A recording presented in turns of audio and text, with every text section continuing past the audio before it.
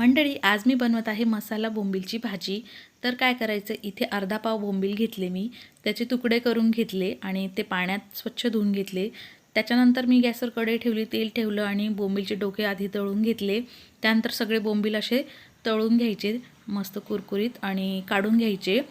त्यानंतर त्याच तेलामध्ये मी इथे 1 चमचा लाल मिरची पावडर, 1 चमचा काळा मसाला, 1-2 चमचा धना पावडर, थोडीशी हळद असं टाकून घ्यायचं. आणि त्यानंतर मी कांदा खोबरं भाजून आणि त्यामध्ये लसूण, आलं, कोथिंबीर टाकून याचं वाटण केलेलं होतं. ते वाटण ह्यामध्ये टाकून घ्यायचं. सगळा मसाला छान परतून घ्यायचा आहे तेल सुटेपर्यंत. नंतर थोडीशी कसुरी मेथी टाकायची 1-1.5 चमचा आणि तीही छान परतून घ्यायची आहे. सगळा मसाला परतून झालेला आहे, मस्त रंग आलेला आहे बघा. आणि आता आपण यामध्ये पाणी टाकायचं. तर इथे मी 1.5 ग्लास पाणी टाकून घेते आणि त्यामध्ये चवीप्रमाणे थोडंसं मीठ टाकायचं. छान उकळी आली की तळलेले बोंबील यामध्ये टाकून द्यायचे. आवडत असेल तर तुम्ही यामध्ये बटाटा टाकू शकता, वांगे टाकू शकतात.